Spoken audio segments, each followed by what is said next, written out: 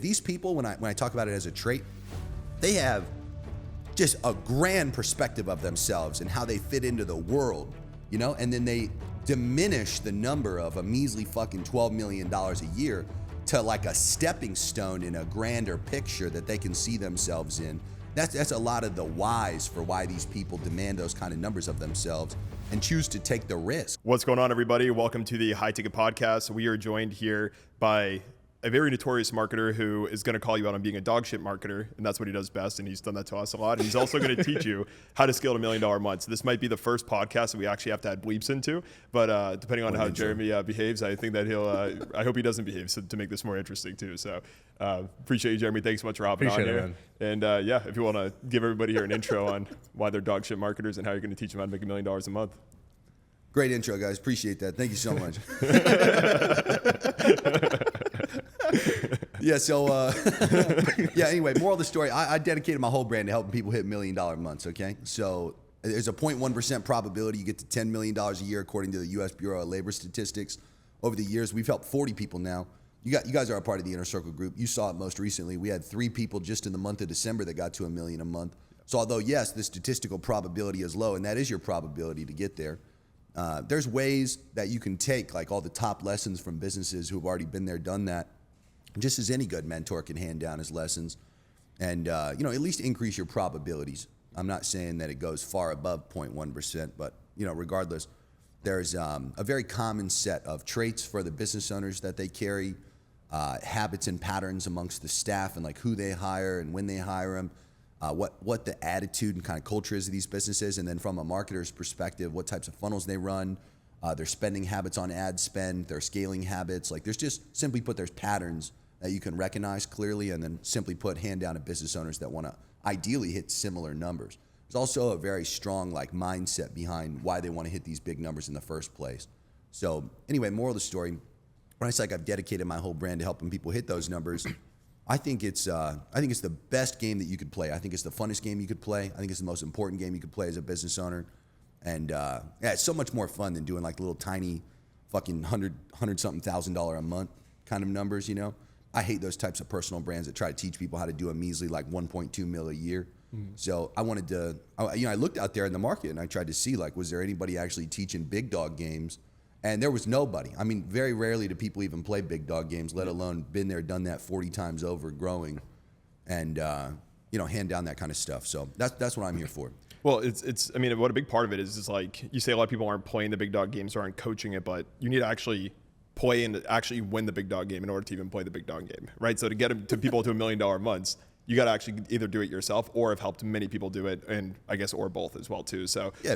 And just like anything, you can see the patterns again and again. Like let me give you a good example. So most of these people that consistently hit it, they have such a relentless, selfish perspective on demanding those types of numbers from themselves. They can see such a grand vision that doesn't exist yet, and they constantly feel extremely small within their existing world.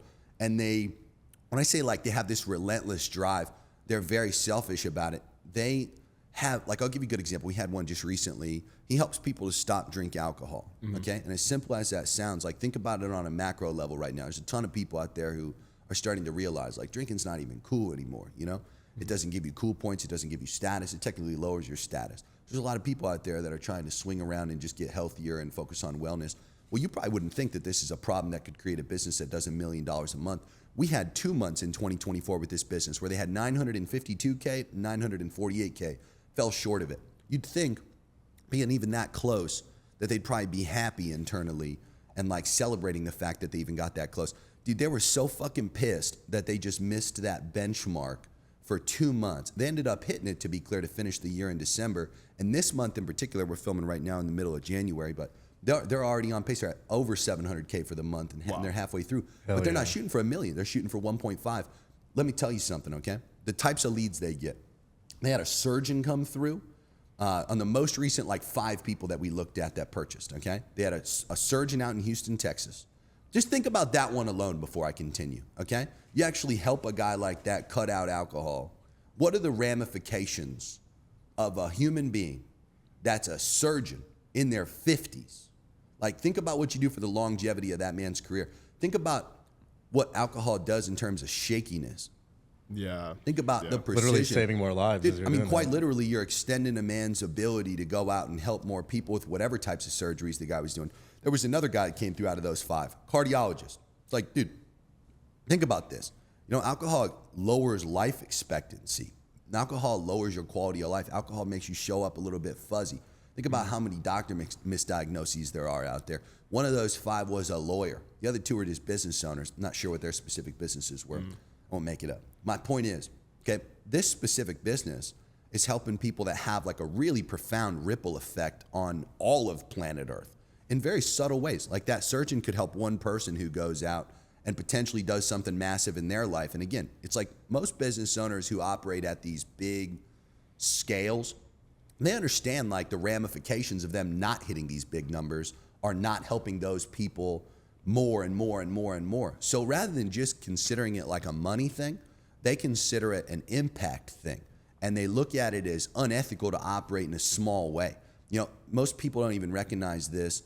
A small business is considered $1 million to $40 million a year. So you're still small. You're small fry if you're doing $40 million a year or less. You're considered a medium enterprise above 40 million, below 2 billion. Yeah. Okay. And although, yeah, the statistical probabilities, according to the U.S. Bureau of Labor Statistics, to hit 10 mil a year are 0.1%. The point being, it's like there's plenty of businesses you can go out there and look at that, again, have crossed the threshold of becoming just a medium enterprise. Just think about how many small businesses there are. So anyway, these people, when I talk about it as a trait, they have just a grand perspective of themselves and how they fit into the world, you know, and then they diminish the number of a measly fucking $12 million a year to like a stepping stone in a grander picture that they can see themselves in. That's a lot of the whys for why these people demand those kind of numbers of themselves and choose to take the risk, you know? That same business I talked to you about, this month, they're on pace to spend about 450 grand in the month to do that 1.5 mil.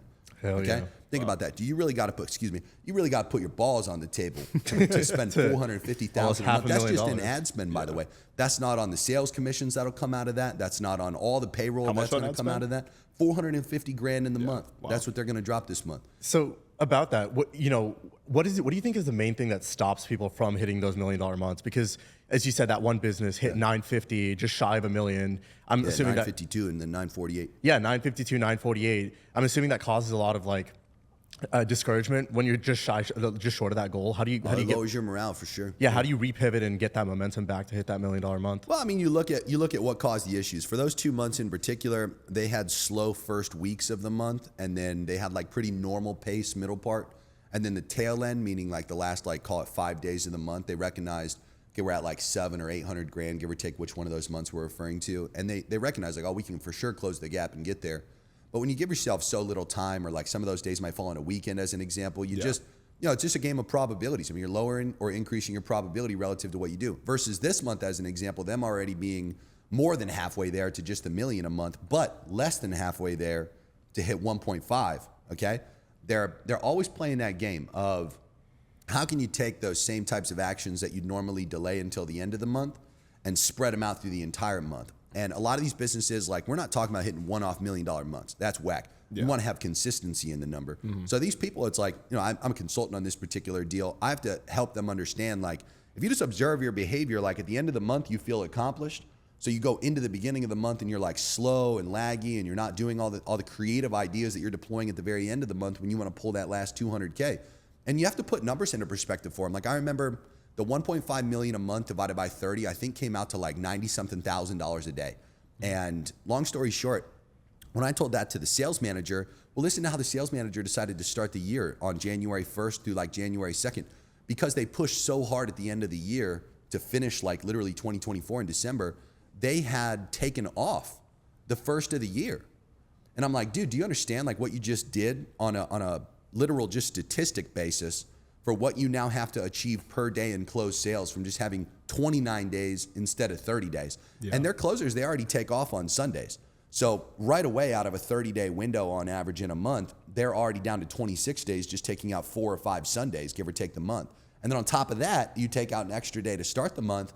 Then you take 1.5 million divided by 25 days in that example, and that becomes the daily rate that they've got to close. So to be fair, whether you're even coming close to hitting it, whether you're trying to start hitting it, whether you're trying to maintain it, it's always just math. You know, this is just a game of numbers, and you have to be extremely aware of what those numbers are, because again, like if there's 3 days that go by where they don't hit these types of statistics, well, what happens? You have to adjust. You have to go up, obviously, to follow, and you have to sometimes spend more money in the second half of the month or in those later days of the month, and that's where a lot of businesses fail. You know, to them it's just kind of randomness, and they're not actually trying to pursue the big number in just a statistical way. You know, they treat it like it's almost like randomness and just luck, which is the farthest thing from the truth. Yeah. So if that's the case too, it's like, so the big thing is like coming up with good projections, right? And like actually knowing how to make true financial projections. modeling. You know, exactly. It's all just financial modeling. It's not even a projection. It's just like, okay, here's what the statistics have. They do a 2-call close model. So they run a call funnel. That's how they do damn near literally all their revenue. And almost all of it comes from Facebook, a minority from Google, and a minority from organic. And these guys, you can just map it out. You can say, okay, so if we have to spend this much with this cost per call, with this first call show rate, with this second call booking rate, with this second call show rate, with this close rate, with this cash collected, it's like we spend this, we get this out the other side. And you know, as an example, like in Q4, their cost per call was running in like the $600 per qualified call range. Q1 drops right away to the mid 300s. That raised their ROAS like almost triple what it was prior, because there were some other positive stat changes. Their AOV went up like $4,000. Their anyway, simply put, it's not randomness. It's literally just financial modeling, and you can financially model any funnel. Most of our clients also hit $1 million months. They also do like a typical once a month live webinar of some kind. All of them are selling high ticket, obviously. So that increases the statistical probability dramatically as well. That same business I just talked about, the stop drinking alcohol one, if they went from a $12,000 AOV to like an $8,000 AOV, it can impact hundreds of thousands of dollars in cash collected and ROAS. I mean, the ROAS typically drops like a full point in that example if it goes down a full $4,000 or even $2,000 in some instances. Yeah. So it's just there's a lot of statistics that individuals are responsible for in the business, from marketers to salespeople mainly, and then there's like some random operational statistics that can also be quantified in there, but mainly it's just marketing and salespeople. So you mentioned that you see them that like they'll do like maybe a live webinar once a month. Yeah. You have your typical funnel that I know you run. I'd like to actually hear you speak to a lot of that, because I think it'd be super helpful for anybody listening. Like, what is like the best funnel in 2025? Like the most simple high ticket funnel. Now, obviously there's some nuances, like maybe certain offers maybe should go for a 2-call close style funnel. But what would you say is like number one funnel? But what are those like extra things for those, and specifically speaking to people who like already are doing like, you know, a couple $100K a month and they're trying to get to that $1 million a month? I remember you said even like in the mastermind at one point that being in like, or, you know, having some sort of organic presence, like hitting $1 million a month without an organic presence is incredibly difficult to do. It can be. It can be. So like what are those extra things that people can do to give it that extra boost? And like, well, I guess first, what is that funnel in 2025? Everybody who's doing a high ticket coaching model through paid traffic should be leveraging. And then from there, what are the extra things that they can do to add that extra boost? Yeah, so there's really two. Number one, it's a call funnel. And call funnels are the most common ones by far. Most people will run a 1-call close or a 2-call close, depending on the person. And a call funnel, for just being very articulate, they're usually pretty simple. Like the page has a headline, it has a VSL or a mini webinar, or sometimes even a deck sales letter, a DSL. DSL, yeah. And then from there, you typically have an application with a scheduler embedded into it. Yeah. And that's really it. I mean, some of the pages from there might have an additional section or two, but for the most part, like the pages are that simple. And you're driving traffic to ideally consume a portion of the VSL to get sold on the idea of, okay, this is something I want to talk to these people about. After they get through the application, there's these supplement campaigns we refer to. Like I created this one called the Hammer Them strategy, where we just blitz people with content before the key conversion window occurs, like a sales call in this case. And we're trying to get in front of people, educate them as much as possible, give them as much frame as we can prior to the actual call happening itself. Hammering them with email as well outside of just the content. And then from there, the sales call occurs. Depending on the business, like on average in a high ticket sales process, you can see like as many weeks as like maybe 3 weeks out for an average sales cycle, depending on the product or the service. And shorter sales cycles, like you some instances see 1-call closes occur, or at least like somebody following up and closing within a week. Yeah. That's a very common funnel. And again, it can be done in a 1-call or a 2-call close system, really preferential of the business and the skill set of their sales teams. Yeah. And then the second one is that webinar. The monthly webinars are huge. You'll typically do it right in the middle of the month. Spend a good like 2 weeks, usually promoting it. Yeah. Like we just had one for this client that we work with. It's this girl who teaches people how to buy businesses. And we got 19,000 registrants to this specific webinar. And this happened, what was today, Thursday? This happened on Tuesday night. So we started promoting it on the 2nd of January. The webinar happened on Tuesday, which would have been the 14th. We did it at 6 p.m. We maxed out the Zoom attendee thing. Like we had 5,000 total people show up, and we had more than that were emailing in. We had hundreds of people emailing in like, yeah, I can't get in. So we had to send out a replay like right afterwards to try to capture those people, up the Zoom attendee thing for the next round. But look, 5,000 people show up for a monthly webinar. We spent about $115K on that webinar in total. About 10,000 registrants from paid and about 9,000 from organic to total the 19,000. Wow. So it's important to note the combination there, to your point, makes a difference to the overall revenue that she'll get out of that within that physical month. But here's the other component of that, which is important to understand. It generated about just shy of 500 calls, like 479 total scheduled calls to a $10,000 product, and then there's also a $35,000 product. So they didn't sell from the webinar? No, that's the other thing that's really important to understand. Like I have this other client. He teaches people how to buy and sell Section 8 real estate properties, and Mr. Big Money Tom, and Mr. Big Money Tom, like he's got some specific beliefs that will inhibit him on going out there and doing something like that, even though it's that specific webinar I just described for that girl client. She'll do on average within this month at the absolute lowest, probably 1.5 mil. She's much more probable to hit 2 mil this month because her cost per call also came down from like the low 200s to about 60 again for a cost per qualified call. Is that through paid or just overall with paid and organic? Yeah, no, that's all paid right there for the VSL funnel specifically. The revenue, is that what you're referring to? No, just like what was the actual cost per call? Like, did it come down to organic? $62 and some change. Okay. And no, not factoring in organic at all to that. The moral of the story is like, okay, so in that specific math, it's important to understand like she'll easily clear 2 mil this month. But again, like in a more conservative standpoint, she'll clear 1.5. So I go to, I got Tom and I some center courtside seats to a recent Heat game. And I was grilling Tom. I was like, Tom, dude, there's like so much more shit you could, 'cause Tom does weekly webinars. And I'm not a fan of weekly webinars. I'm a fan of the once a month webinars. They create a lot more hype. You get 5,000 people to show up. Like Tom won't see 5,000 people within a month on his weekly webinars, you know? Yeah. So point is, get a lot more hype, a lot bigger show rate, and Tom sells specifically a $3,500 offer. It's a $5,000 technical offer, but $3,500 on the webinar if you buy it then and there. So anyway, I digress. I tell Tom, I'm like, Tom, you need to do a monthly webinar. He's like, well, a few beliefs hold him back. Number one, he hates salespeople, he hates managing salespeople, and he wants money now. Okay, but that's going to actually lose Tom money. Like I won't sit here and air out Tom's revenue, you know, because I said his name to be clear. But Tom will simply he'll do less on his info brand than what that girl client will in comparison, because the girl client has a higher ticket product, has the willingness to just essentially spend for a full 2 weeks. She'll be ROI positive probably by the end of today on that entire $115K cost. And it's just straight up pure profit between now and probably like till the end of next week. You get a huge spike in this case of calls that come in, and then it like slowly dies down, and then you get your replay that you start to promote heavily, and then it slowly dies down again. And then we do this thing, we finalize it with, we call it the pop-up event. The pop-up is another live event only for those 19,000 registrants in this particular case that are gonna see and be actively promoted to have the opportunity to show up to this essentially like reiteration of the same webinar, but with different takes on the same content. So it's a virtual event. So you event attack too. People from like more than just that singular perspective that you already hit on the existing webinar through the pop-up event. And that creates another big spike in overall calls that come in, and you essentially finish the second half of the month in a really strong way. Do you see conversion rates on sales calls from webinars converting at a higher percentage versus from VSL funnels? Yeah, for sure. But here's the thing. It's like your cost per qualified call off of a webinar. Like take, you have a calculator? Yeah, I do. Pull out a calculator real quick and do 115,000. And keep in mind, this is blended with organic is important to understand because they go to the same place.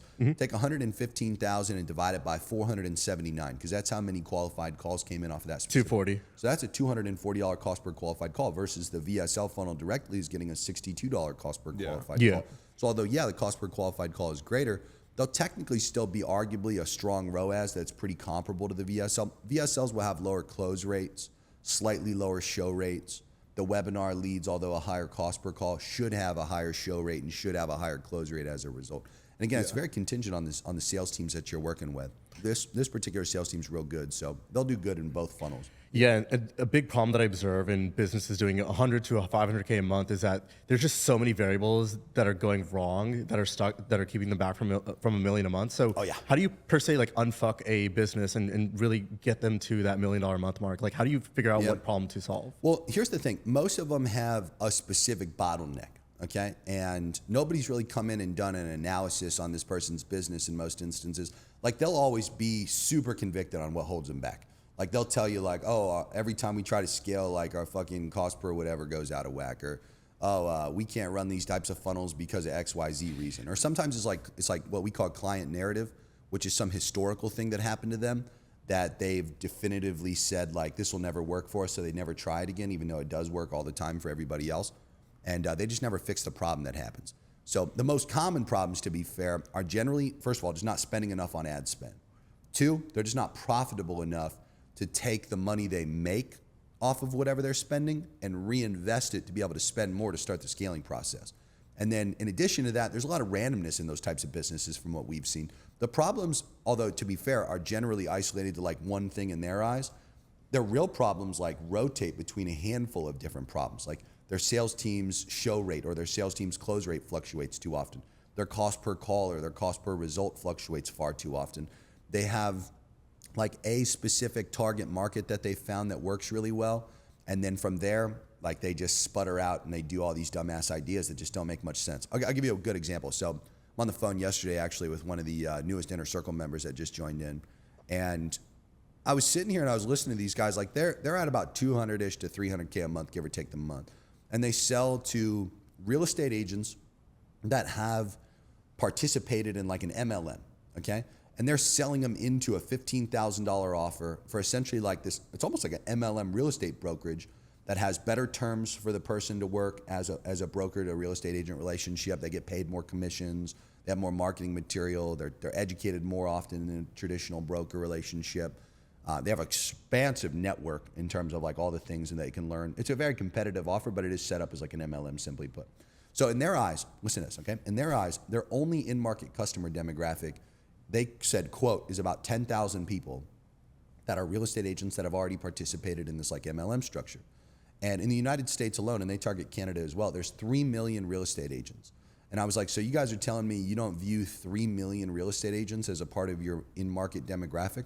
And they were like, no, as a matter of fact, like they sat there and they just over-articulated themselves for like 10 minutes, justifying to me why they would never, and they've never tried, they would never be able to sell to that specific niche.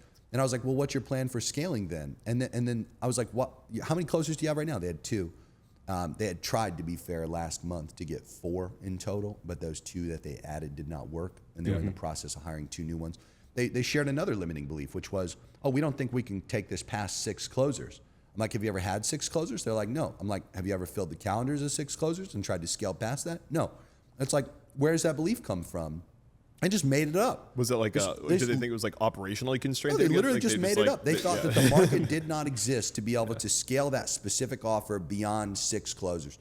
And they'd never gotten to 6 closers. They had never gotten to 4 successfully. They had tried 4, and then 2 fell off within a month. So they have like a limiting belief. They have another limiting belief on the market.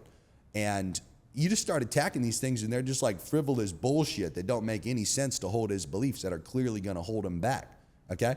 So anyway, then you start to try to share with them the perspective of, well, look, guys, like you could easily go out there and convert 1 million out of 3 million real estate agents into this offer. You're essentially just you're trying to sell like a better broker to a real estate agent offer. And again, rather than like participating in the idea that they could do it, they just actively try to sell against it for why it wouldn't make sense. So my point being, it's like that's a great example of what happens. Their sales process is fine. Their marketing's working fine. They have limiting beliefs, though, that are inhibiting them from just spending more money and trying to scale. Like, I've seen that happen an unbound amount of times, versus in other instances, it's like a literal problem. Like, their beliefs might be aligned properly, but again, they're just having inconsistent results with their paid advertising efforts. They're not as profitable as what they should be, so therefore they can't reinvest too much. Their close rates kind of suck. You know, there's like something tactically wrong with what they're doing. Yeah. You know what I mean? Speaking of profitability, everyone knows revenue is vanity, profit is sanity. Like, what do the profit margins look like at $1 million a month, and what how much of that do you actually take home as a CEO and founder? Yeah, so let's use that alcohol business as a good example. So they, in this month, are going to spend about $450, and that's just on ad spend. Their total costs, if I remember the model correctly, were somewhere in like the high $800,000 range. Okay, so off of 1.5 mil, take out about 860-ish of that. They're going to pocket somewhere in like the high 500s as a company that month. So out of 1.5, it's like technically their net is about 500 something thousand, a little bit above 550. I don't remember the exact number though, based on the model. And you know, that would be great for them, because in comparison, it's like when the month that they did $1 million, which was this last month, they spent about 300. Out of that 300, if I'm not mistaken, their costs were somewhere in the $600,000 range. So it's like they pocketed like 300 something thousand dollars. So somewhere in like the high 30% was their specific margin. And that's about where it is at the 1.5 million. Like you could argue it might be high 30s or maybe even low 40s, probably high 30s though.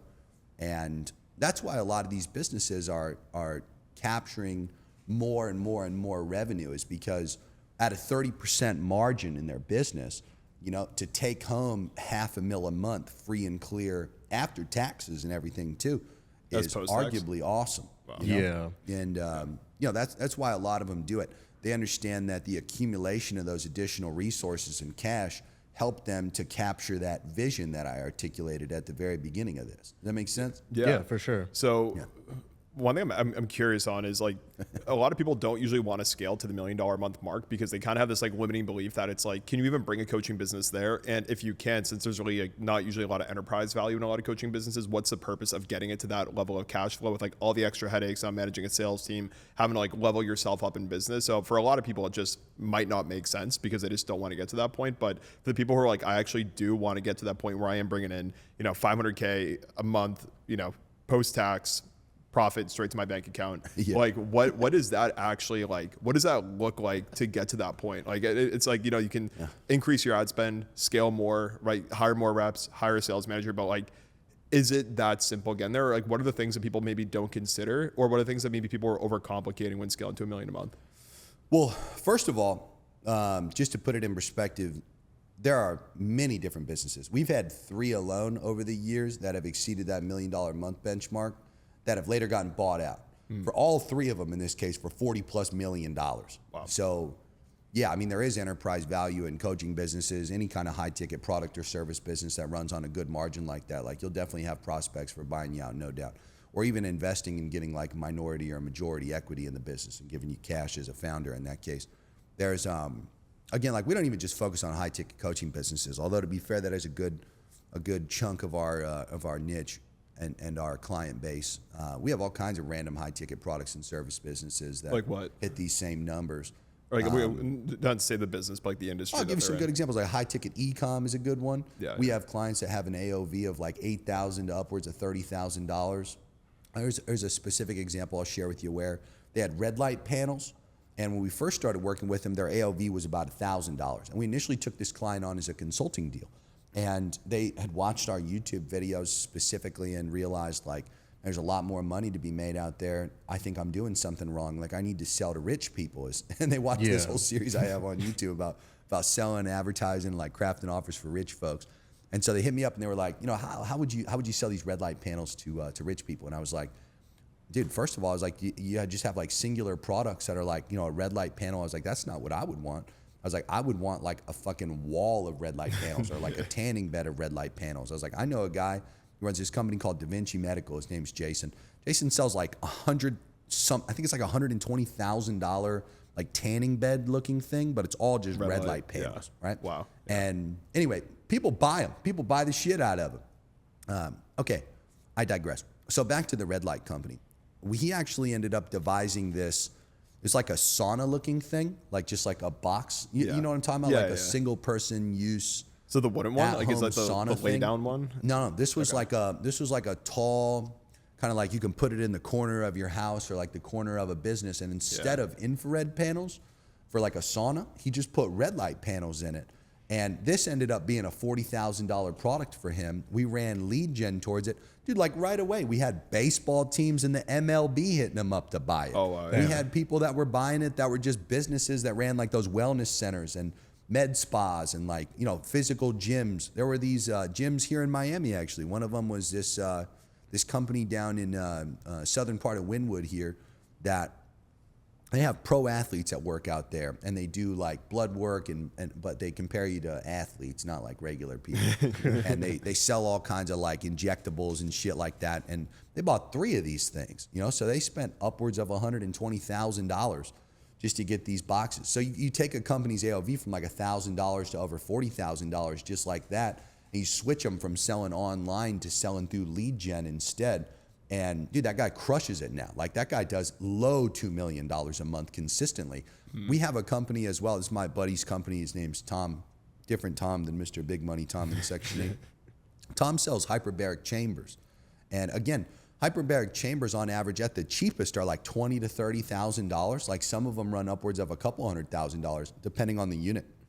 You look at this health and wellness trend as a category on like a macro level, dude, people fucking love the hyperbaric chambers. We have just rich people that are individuals buying them. Same thing. We have all these businesses, sports teams, individuals. I mean, there's just a wide market of rich folks out there that you can sell damn near anything to. And again, that business also does $1 million plus a month. Give or take the month, they're at low 2, but most months they're somewhere between like 1.2 and 1.8.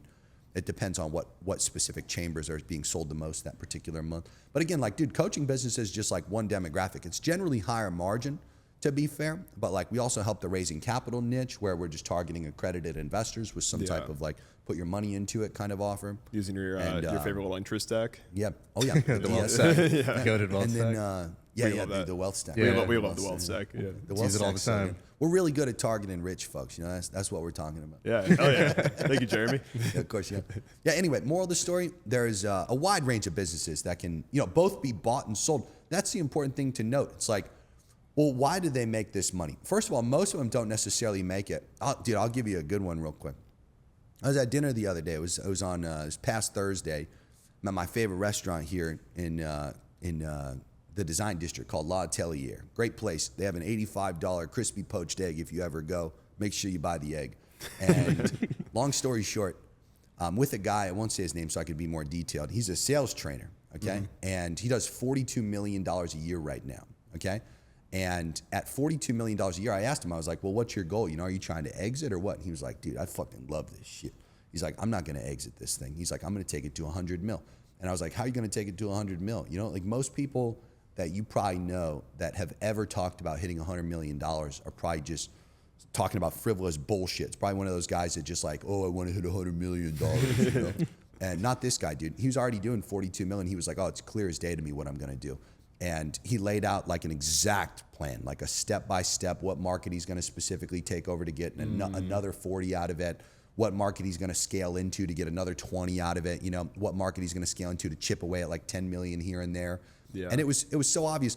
Not only had he had the vision, he had already started making the right hires. He hired, I don't know if I can say this specifically, he hired a fast food chain COO of a very well-known fast food restaurant chain, okay? Yeah. The literal COO he brought into his sales training business. And you'd be like, well, why would you hire a fucking fast food COO? And it was like, well, for one of those new verticals he was going to scale into, which was like a very scaled B2B, 25K on average. It's more like a franchisee style model. Not necessarily. It was just, simply put, it was going to require a significant amount of people management. And at a COO's level of that type of business, like you're managing a fuckload of people. Sure. You're managing a lot of operational stuff. So, dude, without exaggeration, that guy, he'll probably be at $100 million within the next 5 years because it took him 5 years to get to 42 mil. Back in 2018, 2019 is when that guy started everything. Yeah. So, anyway, moral of the story is like sometimes they don't do it to sell. Sometimes they do it just because they look at it as something that, even that guy saying $100 million, well, keep in mind, he operates as a sales trainer. Some statistics that he was throwing out to help justify that even that was small. He was talking about so many businesses I'd never even heard of before that had already scaled to a couple $100 million. And he's using those as his example and his leading indicator of diminishing his own vision to make it more realistic to himself. You know, he wasn't doing it to sell. He was doing it to just give himself something to do. The guy in total in a month said he was working about 60 hours because he had done such a good job at essentially replicating himself into different pieces of the business to where all he really had to do at this point was just make new content consistently. Yeah. And even that, I showed him some AI stuff that he was going to do that might save him that 60 hours as that gets better and better.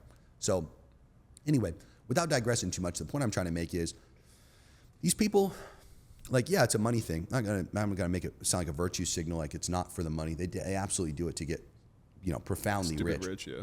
But at the same time, they're doing it because they're just, they would be so bored, if they didn't do something like this. You know what I mean? Yeah. Yeah. I think it's like making it simple too. It's not always about, like you said, it's not about the virtue or, scaling to a certain point inside of, or you're doing it for some grand-esque vision. It's more because it's like, it's just fucking fun to do it. And yeah, it feels it's good. a game. And, It's a self-actualization game, and obviously they just see big visions for their own lives. It's not just always a bunch of materialistic stuff. It's like there's a really good example. Like typically, if you grow up poor, if you have some type of like traumatic situation that relates to money, you feel better and better the further away you get from those specific conditions and situations. So these people are wired in a way in most instances where the richer they get, the better they feel. And it's not even necessarily that their quality of life is improving significantly. Yeah. It's more so just, well, as they continue to get richer and they continue to get more money, like internally they feel more at peace and they just feel better overall because they're trying to run as far away as possible from some kind of negative financial situation. And most people can't see that kind of stuff or what drives the overall behavior. And on top of that, they just love, there's a lot of like instantaneousness that money can bring into your life. You get the opportunity to actualize a vision faster. The more money and the more resources you have. When you don't have a lot of money, like, you know what I'm talking about. Life moves slow for you. You don't get the opportunity to do things fast. Yeah. When you do have money, things are damn near instantaneous. So when you're building a vision, just remember, like, the more money you get, the faster you can actualize your vision and bring things into reality. There's always this lagging indicator with your external world. Your internal world's always far beyond whatever your external world is. Yeah. These people, they're closing that gap. The richer and richer they get. So they also love and kind of pride themselves on that, even though that's more of a materialistic thing. But yeah, it's amazing how you can see it's like an electricity that these people give off when they get richer and richer. Like they're moving quicker, they're actualizing things faster, they're materializing things, and you just see it's like pure joy. Yeah. Because again, it's about actualizing the vision. Of course. And in terms of like where founders place their focus in order to hit $1 million a month, do you see it skewing more towards the acquisition side or either like the talent and leadership side in order to, let's just say you go hire an A player who builds out the acquisition team for you. Is that like, where are founders placing their focus in order to scale rapidly? Yeah, I'll give you a good one. So we have a brand new client that historically has done about $20 million a year in the real estate info product space with a very specific offer.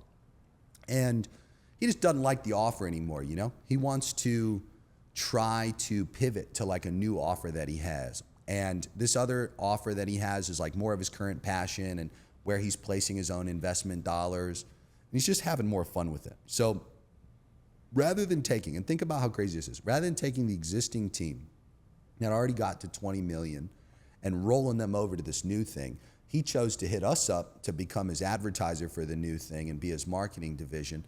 And he chose to hit up one of the better salespeople I know, a guy named Josh Troy, who's going to come in and be the sales division of the business. So it's like, long story short, this guy at ground zero, where there's $0 in the new operation, and it's actually quite rare to be able to bring in A players at that level. Generally, like people like myself, we take on deals that are already at a couple $100K a month. But this particular guy, I want to make it very clear, like both Josh and I in this example looked at the deal and said, well, the guy's already done $20 million a year over here. We both really loved the potential of the new offer. And I won't sit here and describe it, so all you little copycat worms don't try to copy the offer. But I will say this offer in particular in the real estate course business is something that's not talked about at all. Like, it reminds me of when I found Tom Cruise back in the day. And I bought a $500 1-hour call from Tom. And I was like, Tom, do you have a course or anything you're going to sell me? And he was like, no, I don't. So I was like, well, let me spend the next 30 minutes of this 1-hour call telling you what you need to do, And Tom's obviously got his entire education business now and makes a fuckload off of that. So anyway, this guy reminded me of that with this offer. I was like, dude, this offer, like no one, back in the day, no one's talking about Section 8 like Tom was. Yeah. And I knew, I was like, this is going to hit so hard. And same thing with this one. So anyway, I digress. Josh and I, long story short, we take on this deal. This guy's bringing on A player talent, like at literal ground zero, okay? And to get blessed with the opportunity to have 2 A players that come into your business at ground zero is fucking insane, first of all. That would be a very rare instance for almost any other business out there, right? Like, don't hit me up if you're at ground zero, okay? Hit me up when you're at a couple $100,000 a month, because there's a very high probability I wouldn't work with you if you're at ground zero, just to be clear. Jeremy hates poor people. Yeah. So anyway, my point I'm trying to make is like, dude, if and when at any point you can get an A player into the business, the people who actually hit $1 million months, dude, their entire teams are just a bunch of A players. Like, there are no fucking B and C players. It reminds me, I hate to be the guy who uses sport analogies, but it's a really good example. If you follow basketball in any way, shape, or form, the Miami Heat right now have this happening to the T. There's an A player on the team. His name's Jimmy Butler. And Jimmy Butler is a highly skilled basketball player, okay? And sure, he doesn't necessarily do that great during the regular season, but you see this guy fucking shine during the playoffs, okay? And he wanted some help. That's all he wanted. Help, he means I want some other A players on the team that you can bring in. Well, who did we bring in instead as a team? We brought in some of the most like B and C player. People make fun of our team and call them G League players because essentially they are. I mean, most of the people that the Heat bring in, although they're really good at developing players, are like B and C players that just piss off A players. So what's Jimmy do at this upcoming trade deadline on February 9th? He wants to fucking leave. And he was extremely vocal about it. And he was extremely clear on why. He was like, I'm over here asking you guys to fucking bring in A player talent. And what do you do instead? You bring in a guy named Thomas Bryant and like this other guy. And like, they're fucking nobodies. And like, they're not good. They're literal bench players that don't even start. They barely play in the games.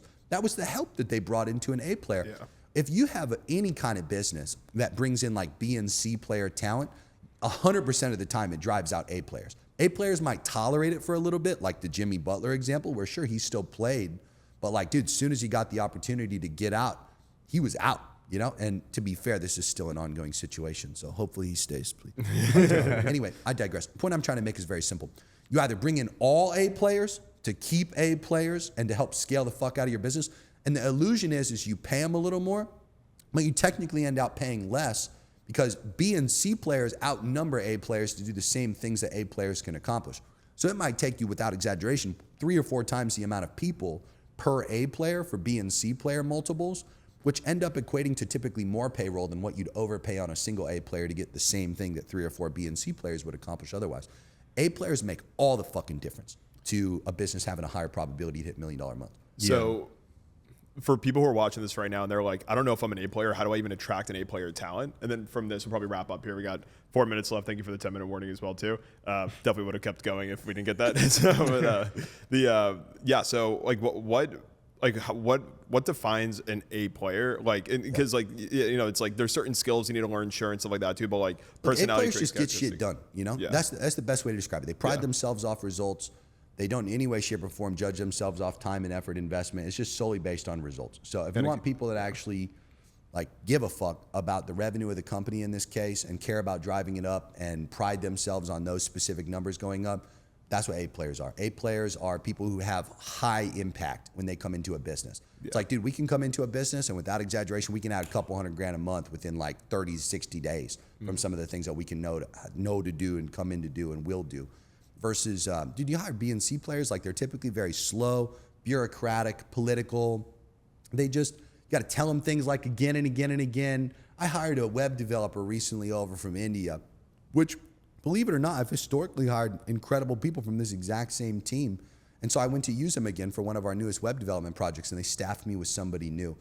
And bro, this team was fucking awful that they staffed me with. Like they just, again, it's like frustrating for somebody to have to communicate the same things. Like I sent them very detailed instructional SOPs on what to do with the exact content. They ended up having sections of the page that just repeated the exact same things again and again. It's like, why do I even have to point that out? They had buttons that were really close to the actual text. They had text that was improperly formatted in size. I got to the point where I was like 1/3 of the way through just correcting them on things. And I was like, you know, I'm fucking done telling you what to do. Like, you tell me what needs done. Let me see if you can even see what's wrong here so I can gauge, you know, your perception on like this set of issues.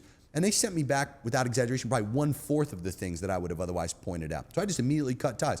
I found another developer on the spot. I ended up paying more overall to have a second A player developer come in. Dude, the second A player developer got the project done within like 72 hours. did everything without me having to say a thing. I just said, here's all the assets, here's the same instructional sheets, here's what I didn't like about the other team. Like, do you have any questions? The guy's like, no. And you just give them a direction. That's the cool part about A players. A players just need this is what I want from you. You know, this is the goal I want you to accomplish. Find a way to figure it out. You barely have to tell them anything. You know, you got to give them some general direction, like aim them the direction you want them to look and go. And they just fucking rip from there. You know, you don't really have to do much else beyond that. Tell them the goal and then let it ride. Does that make sense? B and C players are like handheld. More like fucking they'll toddle their way there. You know, like turtles in the speed that they move. You know, you got to constantly like fucking redirection them and tell them all the things that they need to do along the way. Pat them on the back a little bit. And again, they barely have any impact. That's the most important part. When you bring in B and C players, it's like, you don't even really notice they're there. You're like, well, what have you done? You know, what have you accomplished? Versus A players, dude, they only pride themselves on accomplishment. And they'll be very vocal about it too. Well, you definitely notice in the data too. Like you don't notice them like in performance, but you notice them in the data when you're like, okay, why is our and when you get rid of B players, you're gonna notice no difference anymore. Yeah, that's the craziest part too. If you find yourself with some B and C players, and you end up cutting them out. Like you won't, in any way, shape, or form, even notice that they're fucking gone. And the A players usually love you too, because I've actually noticed we recently had to cut a few people who came in we thought were A's, and then it turns out to be B players and. Right away, like you saw the A players, they were just like immediately more bought in. Like all their KPIs went up. A players love when you fire B and C players, dude. Like if the Miami Heat end up getting rid of some of those turds and they bring in some A players, like dude, you'll notice an immediate difference in Jimmy Butler's performance, no doubt. For sure. Yeah. Well, thank you so much, Jeremy. Appreciate you. Yeah, once again, appreciate you having. Yeah, thanks for having me on, boys. Yeah, of course, man. Yeah, we'll be jamming up more throughout the mastermind, and we'll probably do another one of these at some point too. So sounds good, man. Yeah, we'll appreciate everybody coming on here and watching us. Bring Jeremy on here, and Jeremy, thank you again for all the value you added, and go make $1 million a month and don't be a dog shit marketer.